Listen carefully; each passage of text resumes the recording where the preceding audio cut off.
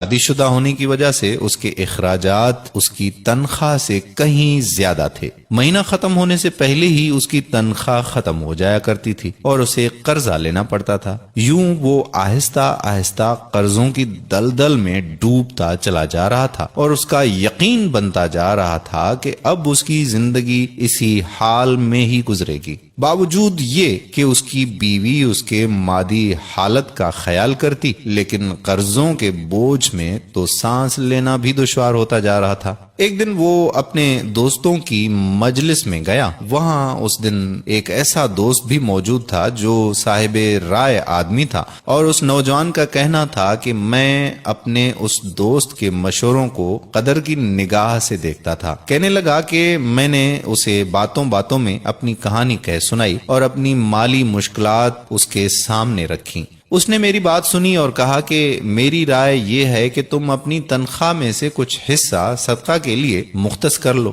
اس سعودی نوجوان نے حیرت سے کہا کہ جناب، مجھے تو گھر کے خرچے پورے کرنے کے لیے قرضے لینے پڑتے ہیں اور آپ صدقہ نکالنے کا کہہ رہے ہیں۔ خیر، میں نے گھر آ کر اپنی بیوی کو ساری بات بتائی تو بیوی کہنے لگی کہ تجربہ کرنے میں بھلا کیا حرج ہے، ہو سکتا ہے کہ اللہ تعالی تم پر رزق کے دروازے کھول دے۔ کہتا ہے کہ میں نے ماہانہ 4000 ریال میں سے 30 ریال صدقے کے لیے مختص کرنے کا ارادہ کیا اور مہینے کے آخر میں اسے ادا کرنا شروع کر دیا۔ سبحان اللہ، قسم کھا کر کہتا ہوں کہ میری تو حالت ہی بدل گئی۔ کہاں میں ہر وقت مالی ٹینشنوں میں اور سوچوں میں رہتا تھا، اور کہاں اب میری زندگی گویا پھول ہو گئی ہو جیسے، ہلکی پھلکی، آسان۔ قرضوں کے باوجود میں خود کو آزاد محسوس کرتا تھا۔ ایک ایسا ذہنی سکون تھا کہ میں بیان نہیں کر سکتا۔ پھر چند ماہ بعد میں نے اپنی زندگی کو سیٹ کرنا شروع کر دیا،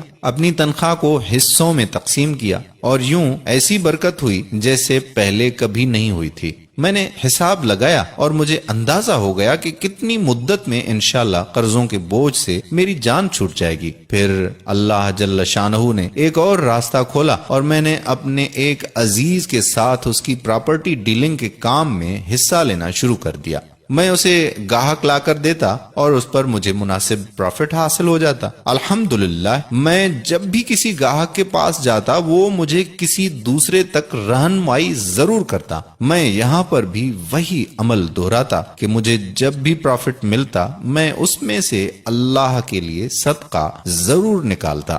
وہ کہتا ہے کہ اللہ کی قسم، صدقہ کیا ہے کوئی نہیں جانتا سوائے اس کے کہ جس نے اسے آزمایا ہو۔ صدقہ کرو اور صبر سے چلو، اللہ کے فضل و کرم سے خیر و برکتیں اپنی آنکھوں سے دیکھو گے۔ تو میرے پیارے بھائیوں اور محترم بہنوں، صدقے کی بہت زیادہ اہمیت ہے۔ جتنا ہو سکے زیادہ سے زیادہ صدقہ کریں۔ ایک صدقہ تو آپ ابھی اس وقت نکال سکتے ہیں، اور وہ صدقہ یہ ہے کہ آپ اس ویڈیو کو زیادہ سے زیادہ شیئر کریں تاکہ لوگوں کو صدقہ کرنے کی توفیق ہو، اور جو بھی صدقہ کرے گا اس کا ثواب آپ کو بھی ملے گا اور ہمیں بھی ملے گا۔ جب آپ کسی مسلمان کو تنخواہ میں سے صدقے کے لیے رقم مختص کرنے کا کہیں گے اور وہ اس پر عمل کرے گا تو آپ کو بھی اتنا ہی اجر ملے گا جتنا صدقہ کرنے والے کو ملے گا، اور صدقہ دینے والے کے اجر میں کوئی بھی کمی واقع نہیں ہوگی۔ سوچئے، آپ اس دنیا سے چلے جائیں گے اور آپ کے سبب